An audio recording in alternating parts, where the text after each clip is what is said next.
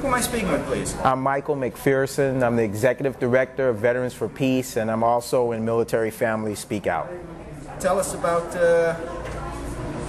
both of those organizations. Oh, well, first of all, Veterans for Peace is a not-for-profit organization of veterans ranging from actually before World War II, the Abraham Lincoln Brigade. We have a number of veterans who are 80, 90 years old who fought in the Spanish Civil War, which is incredible, all the way up through the current conflict with Iraq veterans. We helped Iraq veterans against the war get started. We also helped something called the Appeal for Redress. Go to appealforredress.org. We helped that get going. And our mission is to abolish war. And right now, our biggest issue, of course, is to end the war in Iraq and bring the troops home now. You are a veteran? Yes, I'm a veteran of the first Gulf War. What's called the first Gulf War. And how did you happen to go from being a veteran to doing what you're doing now? I became a member of Veterans for Peace when I heard David Klein, who was once president, speak. And I had already got involved in the peace movement because I began to realize, first of all, I've always believed in peace. I just thought that I thought there was a place for war. Time passed and I realized there is no place for war. So I've decided to get involved in the peace movement because I realize all of us are connected together. And in order for us to have peace, we have to work on all these different issues together. So I decided to get into the peace movement. What do you mean when you say there is no place for war? Well, you know, people are always going to have conflicts with each other. So we have to figure out ways to solve those conflicts. But when you want to use violence to solve the conflict, and when you believe that the thing that you believe in is so important that I have to take someone's life, then there's no way to really solve the problem other than through death and destruction.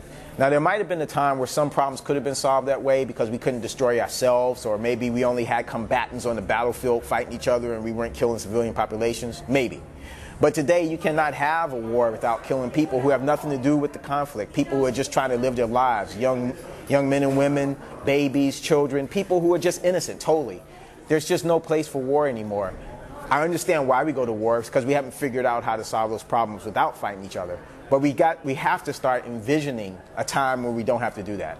Should we also not have a military? Well, that would be like saying not to have a police, in my mind. That would be like saying not to have the police.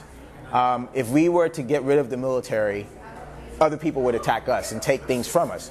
The issue is not the military. The issue is you and me. Can you and I solve problems without fighting each other? Can I reach out to my friend in another country?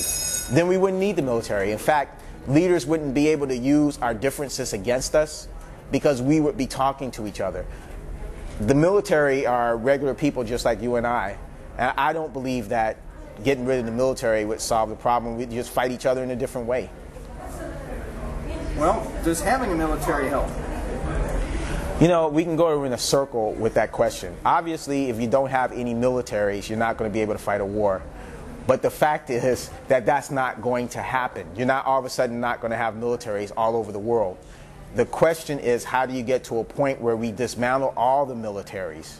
You see, so that starts with people. That starts with the citizens reaching out to each other. And then the militaries will go away.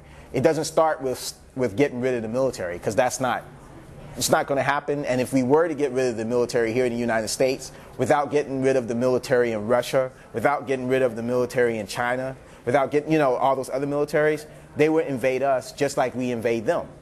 See, so it's not the U.S., it's a world problem. It's not just a U.S. problem. You speak of reaching out to people. What do you find to be the most effective way to reach out to people? On a one-on-one basis. When you see, first of all, you have to realize that we all have comfort zones when it comes to reaching out to people. People tend to only want to talk to people that they're comfortable talking to. You need to reach out to people you're not comfortable talking to, because then you're reaching past your comfort zone and you're learning something new. And then that person probably is not necessarily comfortable talking to you. Maybe they haven't moved outside their comfort zone. They're learning something new too. And when you learn new things, new avenues open up to you. New approaches open up. And we can find ways to work on things together. Right now, people tend to stay in their little clusters. And that keeps us divided. And that's what the leaders use for us to fight each other. There are other veterans organizations that are probably more well-known than yours. They tend to be supporting the president in this war. How is it that you've got veterans in such different positions on this issue? Well, I guess for the same reason we have so many different people in the country, because veterans are, like I said earlier, veterans are regular people. Many of the people in the United States are patriotic.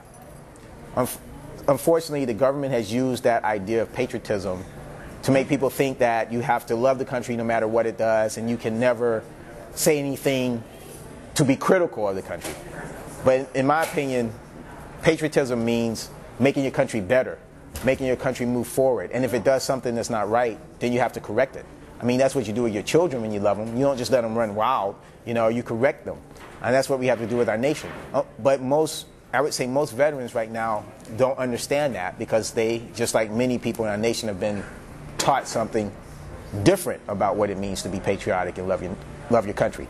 So one of the things Veterans for Peace is trying to do is reach out to other veterans to help them see that if you really want the country to maintain itself, that we have to take responsibility in a good way in the world. We have to be good neighbors. We can't be bullies. And that you have to be critical of your government. That's what our whole nation was founded on. What do you see as the relationship between what you're talking about and the domestic issues that confront our country? Well, one relationship between, let's say, war and domestic issues is that the resources that are being used to fight wars that don't need to be fought could be used for problems we have at home. And even if you don't even talk about problems that, when you talk about poor people or underserved people, let's talk about infrastructure like bridges and dams, things that obviously affect all of us, because if all of a sudden a bridge fell, it doesn't matter who's on it, that person's probably going to get killed. If a dam breaks, it's going to destroy a whole town. It's harder for people to see, well, if I help someone's poor, how's that going to help me? But I believe, and I think it's true, that the more people you help, it makes your economy better. The better education people have, the better jobs people can have, the less poor people there are,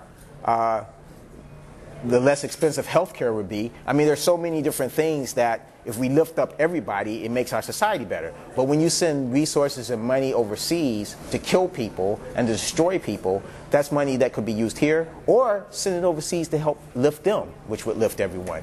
So we have to help people see that. How do you feel now about the role that you played in the first Gulf War? Yeah, that's a tough question. First of all, I think being a soldier is an admirable thing to do, because I believe that when you are a soldier, you basically say to your country, do with me what you will. And it gives the people in the nation, I believe, a place to where they can do this experiment called democracy. Because I do believe that if we didn't have soldiers, we would be invaded, because that's what humans do to each other. Okay? That means I have a responsibility now as a citizen to make sure that soldiers are used in the proper way and not sent to go kill people for no good reason. In fact, I need to work so there's no more war, so we don't need any more soldiers. The way I feel about my participation in the first Gulf War is that Saddam Hussein didn't invade Kuwait. I'm glad that we were able to push him out. But at the same time, I realized that our policies led to that happening. So it's a mixed bag. That's the quandary we find ourselves in, that we have these policies that put us in a position, even here at home, where, give you an example, if you buy a house, you're going to try to sell that house later for as much money as you can for your retirement, so that later on you're buying a home so that you'll have money so that you can retire. But the reality is, when you sell that house for more, you make the cost of living go up, which makes it so that a person who doesn't have money will have problems finding a place to live, and it creates homelessness. Now, you might not mean to do that, but you're caught in that system. All of us are caught in a system that we need to change. So I don't feel totally good about what I did as a soldier, but at the same time, I realize I'm caught in the system, so now I have a responsibility to change the system. That is my penance, for what I did. And then also, it makes it so that others don't have to follow in my footsteps.